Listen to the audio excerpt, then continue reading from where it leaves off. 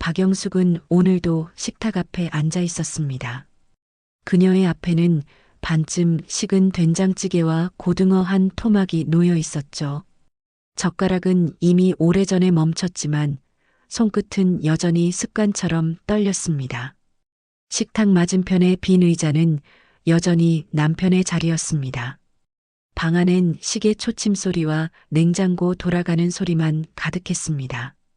그녀는 밥 한 숟가락을 들어 올리다 말고 멈춘 채 한참을 바라봤습니다. 그 시선의 끝엔 낡은 안경 하나가 놓여 있었습니다. 남편 최동수의 안경이었죠.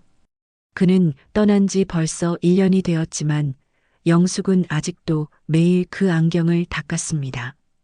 당신, 오늘은 국이 짜요. 그녀는 혼잣말처럼 중얼거렸습니다. 대답은 없었지만 그 말 한마디가 공기를 조금 덜 외롭게 만들었습니다. 그녀의 목소리는 오래된 습관이 되어 있었습니다. 남편이 있을 때는 늘 조용히 듣기만 하던 말투였죠. 거실 한쪽에는 아직도 그의 물건이 그대로였습니다. 회색 셔츠, 오래된 벨트, 작은 시계 하나. 영숙은 매일 그 물건들을 닦으며 시간을 견뎠습니다. 그녀는 그렇게 말하곤 했습니다. 이거라도 닦아야 마음이 편해요. 밖에선 아이들이 웃으며 지나갔습니다. 그 소리에 문득 오래전 두 사람의 젊은 날이 겹쳐졌습니다. 그때 그들은 참 많이 웃었고 사소한 일에도 손을 꼭 잡았죠. 하지만 세월은 그 손을 천천히 떼어냈습니다.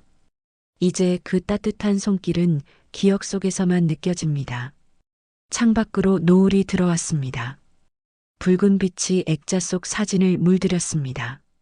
사진 속 동수는 환하게 웃고 있었습니다. 영숙은 그 웃음을 바라보다가 작게 속삭였습니다. 오늘은 일찍 들어오셨네요, 여보. 그녀의 눈가가 젖었습니다.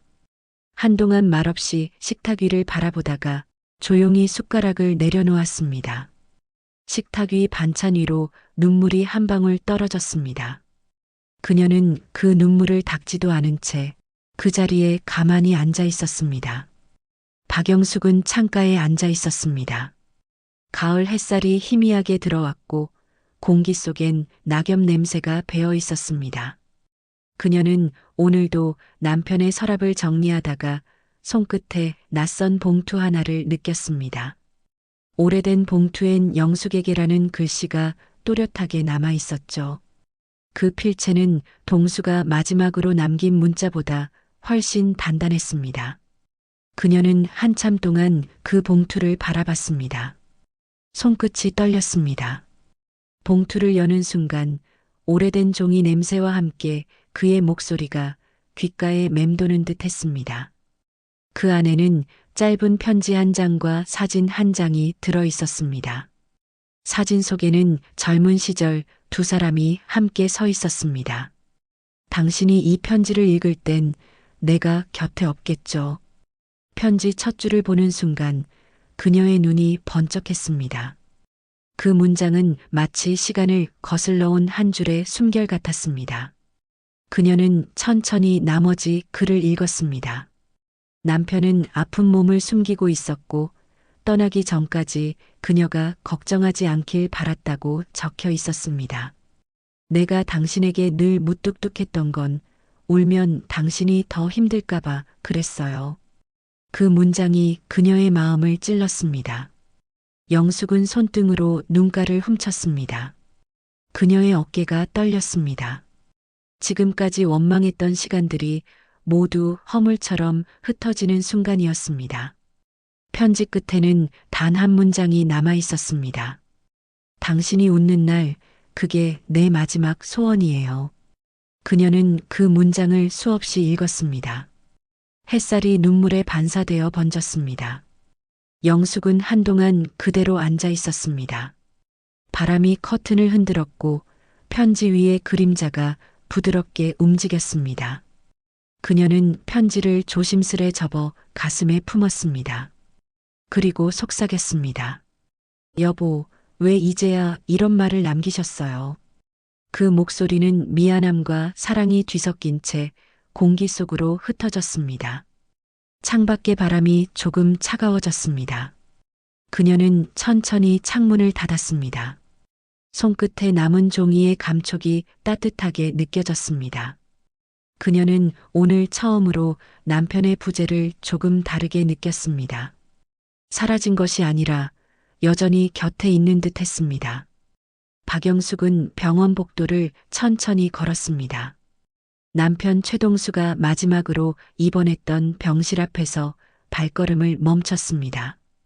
하얀 문은 닫혀 있었지만 그녀의 눈엔 아직도 그날의 그림자가 남아 있었습니다. 그녀는 문 손잡이에 손을 올렸다가 조심스레 내렸습니다.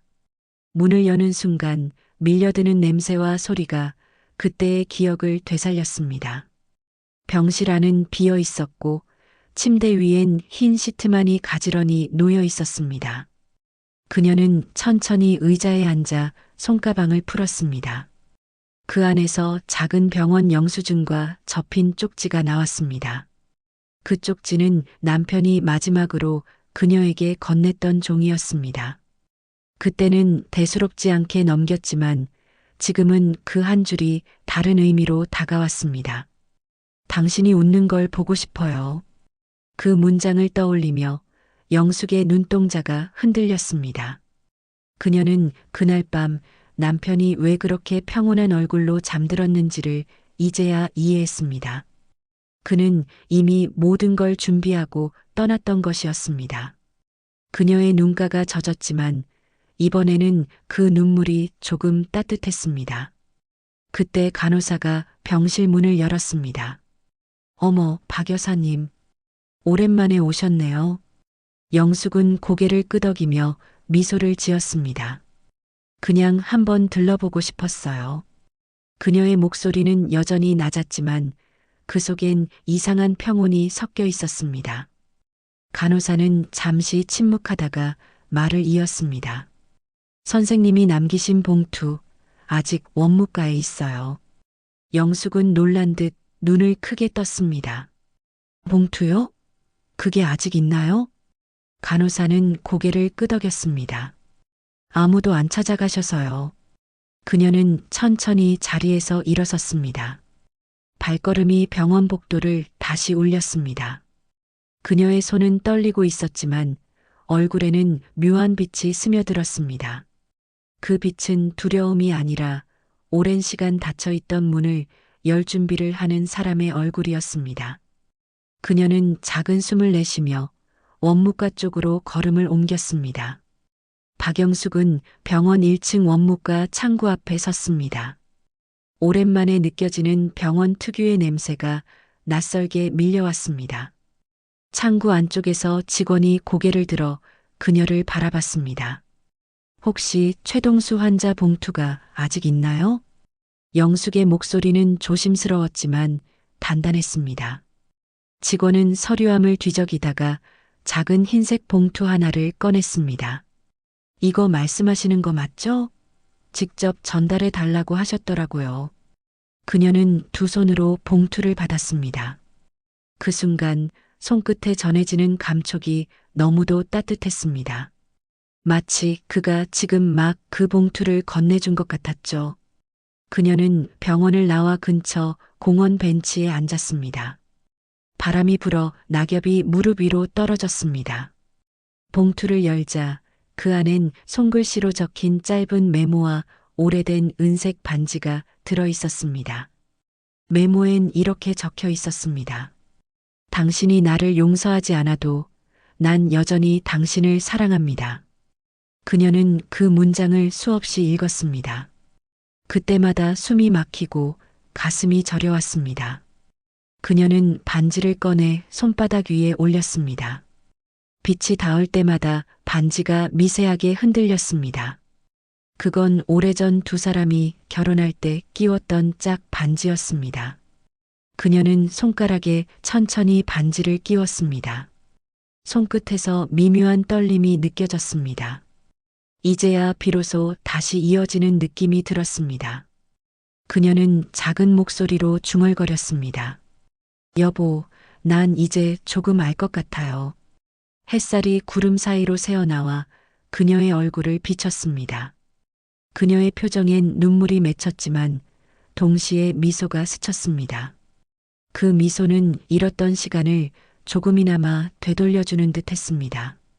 그녀는 하늘을 올려다보며 천천히 눈을 감았습니다. 그 순간 바람이 한 번 더 불어 그녀의 머리카락을 부드럽게 흔들었습니다. 박영숙은 병원을 나와 곧장 집으로 향했습니다.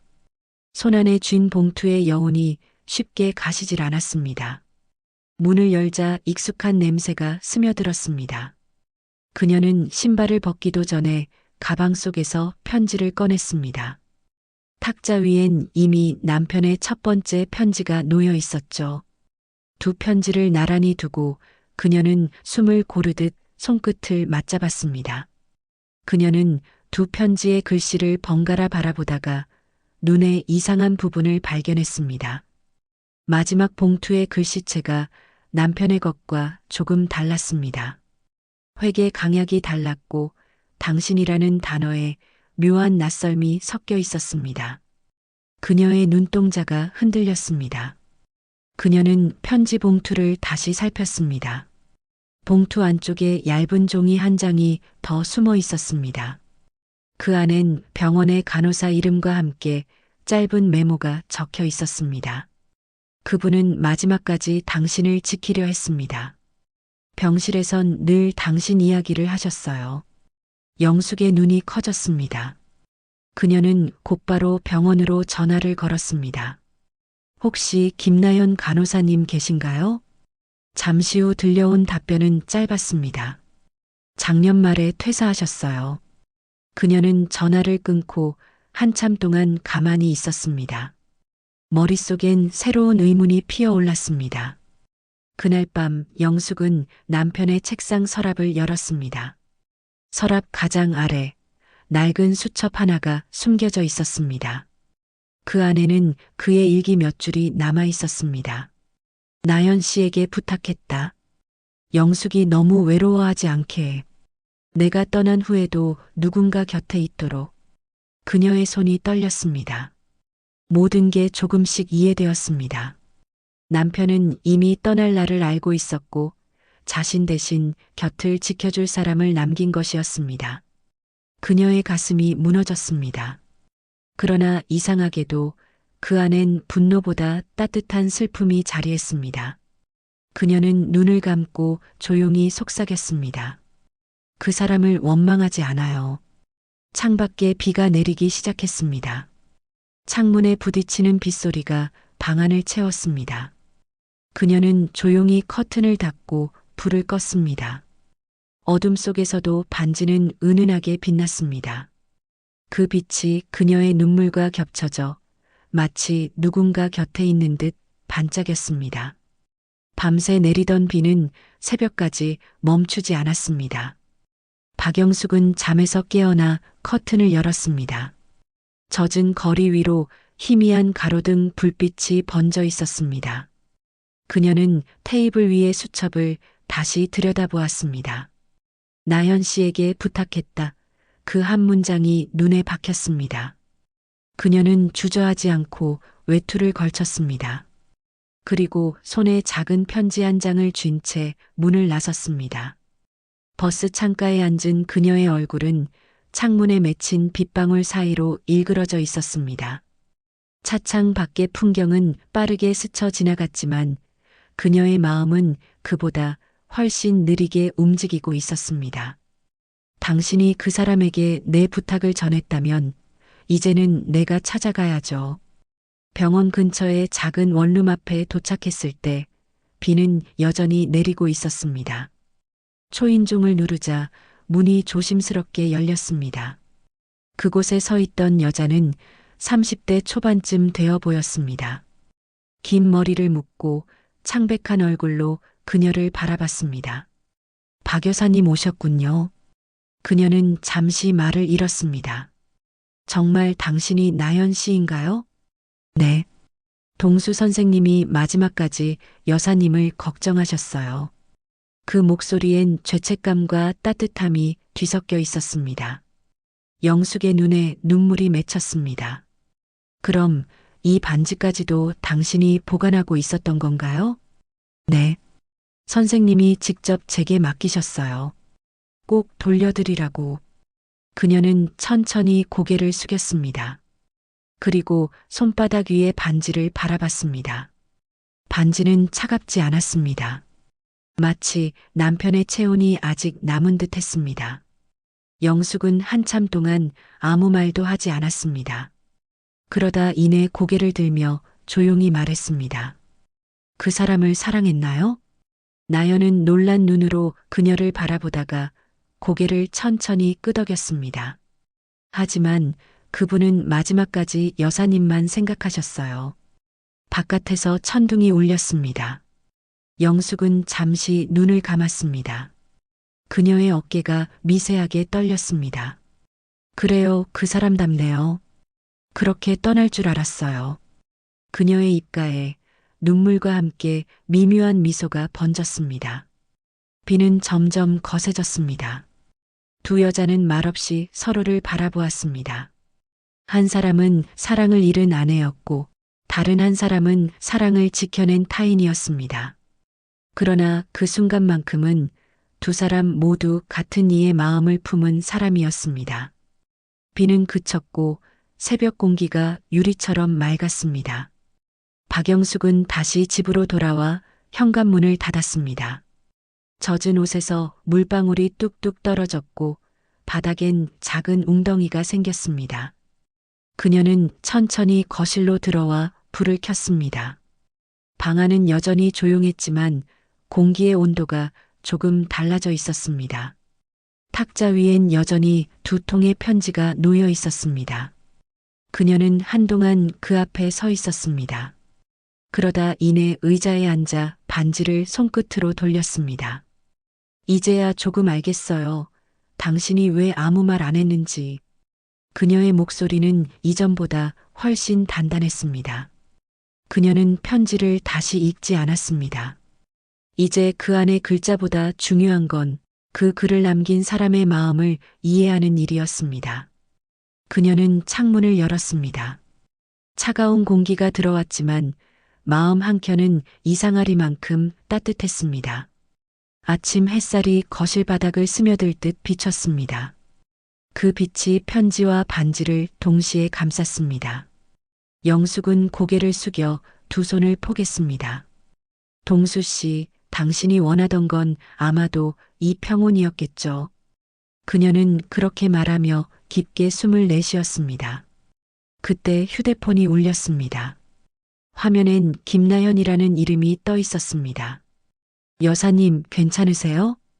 그녀는 잠시 망설이다가 부드럽게 대답했습니다. 네, 이제 괜찮아요. 오히려 고마워요. 통화가 끝나고 그녀는 창밖을 바라봤습니다. 햇살이 물방울에 반사되어 반짝이고 있었습니다. 그녀는 손끝으로 커튼을 살짝 걷었습니다. 밖에는 새들이 날고 골목 어귀엔 아이들이 웃으며 뛰어다녔습니다.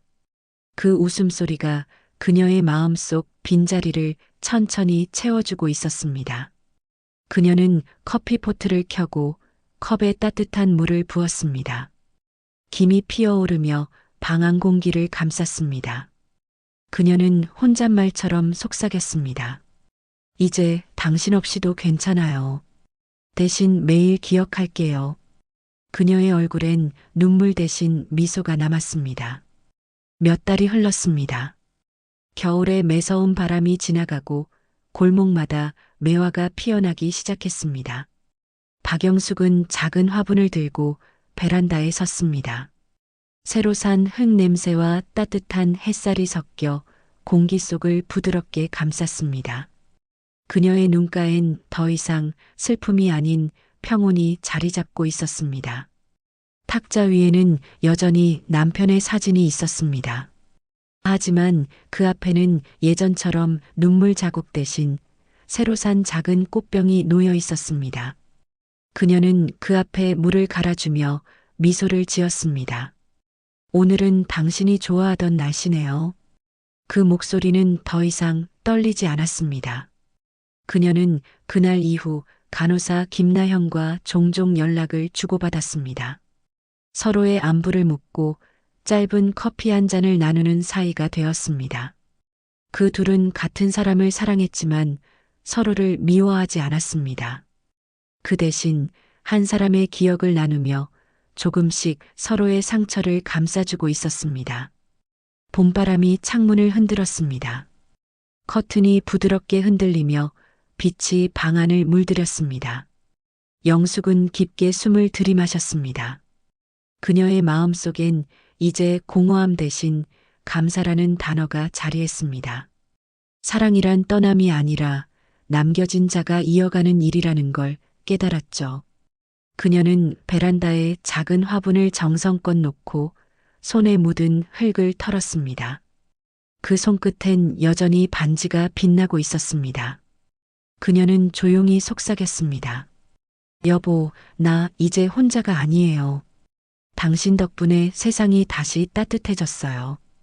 그녀의 눈에 비친 햇살이 반짝이며 눈물처럼 흔들렸습니다. 멀리서 아이들의 웃음소리가 들려왔습니다. 그 소리에 그녀는 천천히 미소 지었습니다. 바람이 불어 창문을 살짝 열었습니다.